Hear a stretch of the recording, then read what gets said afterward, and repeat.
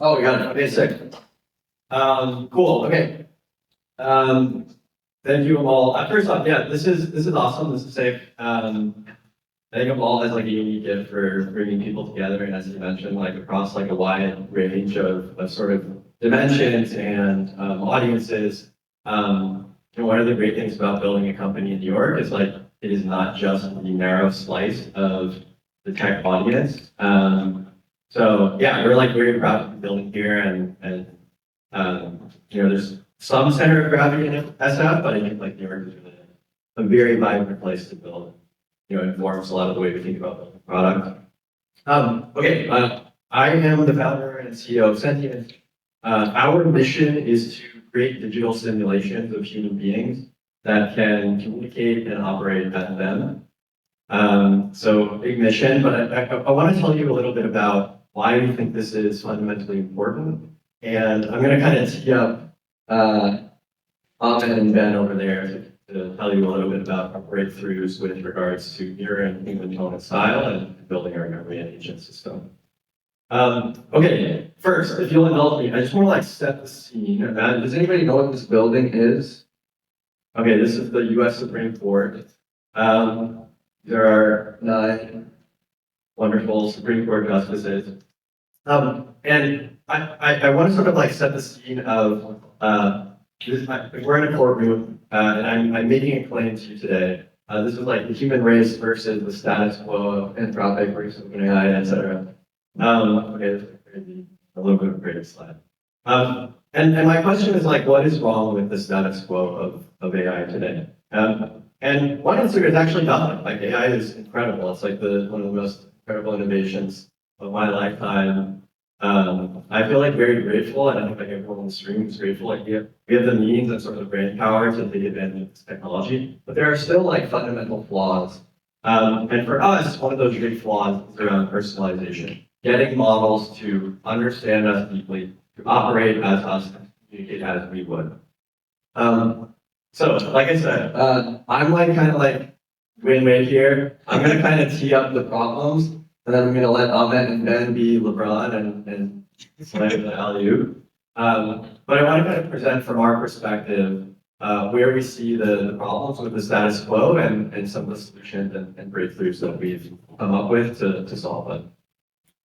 So one of the fundamental problems, I think this is like consensus at this point, but like I think everyone here knows when you see like an AI LinkedIn post or an AI email, like everyone has become to sound, everyone has started to sound and in parentheses think similarly. And this is like a fairly catastrophic outcome of all of us going to the same off-the-shelf models for intelligence. If all of us go to Claude and interact and ask the question, yes, we can prompt it differently.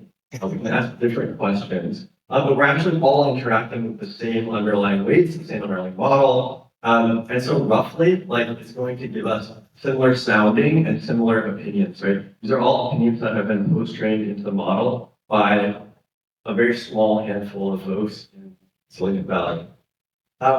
And this is like not a good thing for any of us. It is good for like certain domains. Like I'm actually okay if like my coding agent writes Python like a better coder than me. But when it comes to like how I actually think about the world, how I communicate, how I want to run my day, how I respond to an email, I need to know certain things about me and how I operate. The way that I respond to an email is going to be different than the way anyone else in this room. Okay. And this is not like a hypothetical, right? Our good friend Max at Anagram did some study of like 30% of LinkedIn posts now are done by Claude or ChatGPT, or broadly like the 3 Gemini, Claude, ChatGPT generally converge. Sameness, uniformity. This is like the sort of like fundamental challenge of our day and age with AI. And I actually don't think the consensus is like, okay, AI bad, right? Like that, I don't think that's actually the right answer. I think that the problem is like, imagine if you go on LinkedIn and every single post was written by the same guy named Bob. And like Bob is talking about, go-to-market strategy, and then he's like now talking about what is talking about B2B SaaS, and then he's talking about like 5 other things in a row, even though they're all published by different people, it's still like the same underlying author. You'd be like, I'm sick and tired of hearing Bob, right? I want to hear like the diversity of human voices. But that's kind of like what we are used to when it comes to a bunch of people prompting it out and getting inputs. But it doesn't have to be this way. And the other problem is that AI inherently kind of gravitates us towards the middle of the bell curve, right? There's like very fundamental human achievements that exist on the sort of ends of the bell curve that aren't captured by the status quo. The second sort of like problem that I alluded to is like, say you have like alignment, but as determined by a bunch of people in a closed room in Silicon Valley. And this is not like any human being's fault in our view. Like this is the Charlie Munger quote. In this case, it's like show me the benchmarks and I'll show you what the model does, right? Show me the evals and I'll show you like how the model performs.